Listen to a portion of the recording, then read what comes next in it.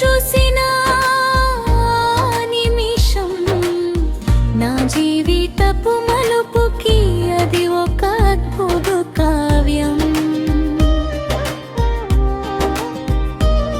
Happy birthday my dear Satyadev, నా ప్రాణమే నీవులే.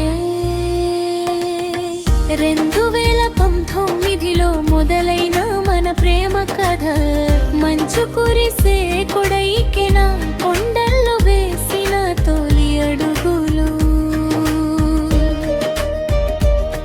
నా చేతిలో నీ చెయ్యి వేసి తోడుంటానని చెప్పిన మాటలు, నువ్వు నన్ను పిలిచే బేబీ అన్న పిలుపులో కరిగిపోతాను నేను ప్రతి క్షణం.